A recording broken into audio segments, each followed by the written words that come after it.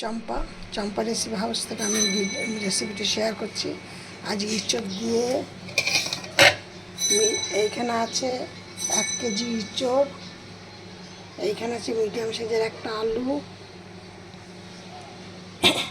এইগুলো থেকে আজকে ইঁচড় আলু।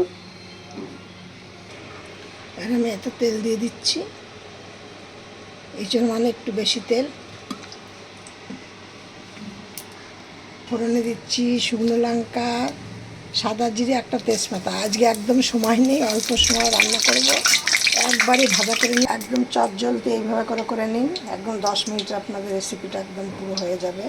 একটা পাত্রের মধ্যে এক জায়গায় এটা সেদ্ধ করতে একটু নুন দিয়ে হলুদ দিয়ে সেদ্ধ করে নিয়েছি। আর একটি পাত্রের মধ্যে কড়াইয়ের মধ্যে এবার এইগুলোকে সেদ্ধ হয়ে গেছে, ফোড়ন দিয়ে দিয়েছি, দিয়ে এবার এগুলোকে দিয়ে নাড়াচাড়া করে হাতে একদম সময় কম। এবার ইঁচড়ের মধ্যে আলুটাও দিয়ে দিচ্ছি।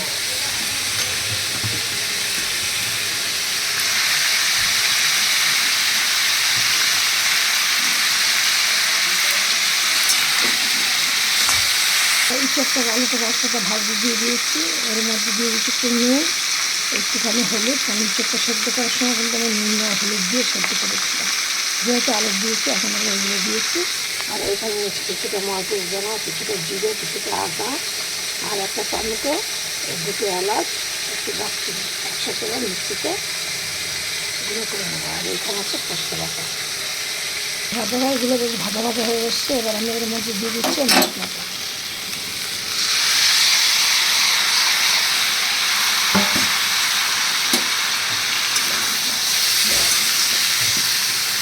এবার এর মধ্যে একে একে দেবো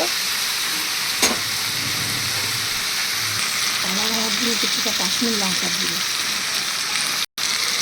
আর দিয়েছি কিছুটা চিনিটা দিলে কী হয়, স্বাদটা ব্যালেন্স রাখে। এবার দিয়ে দিচ্ছি কিছুটা নুন, কারণ সেদ্ধ করার সময় নুন দিয়েছি ইঁচড়টাকে, আবার ভাজার সময় কিছুটা নুন দিয়েছি, তার জন্য এখন একটু অল্প করে দিচ্ছি। দিয়ে টেস্ট করে তারপর আবার পরে যদি লাগে প্রয়োজন হয় তাহলে দেবো। এবার এই কষানোটার মধ্যে দিয়ে দিচ্ছি কিছুটা ঘি। দেখ আমি আলাদা জায়গায় একটা জল গরম করতে দিয়েছি, এইখানে মশলাটা কষানো হয়ে গেছে, এই দেখো তেল ছেড়ে দিয়েছে। এবার আমি এর মধ্যে জলটাকে দিয়ে দেবো। এই যে গ্যাসটা আমি অফ করছি, এই জলটা এবার এর মধ্যে দিয়ে দিচ্ছি।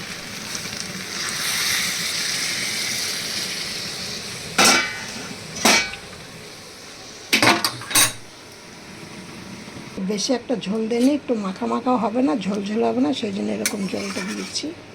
জলটা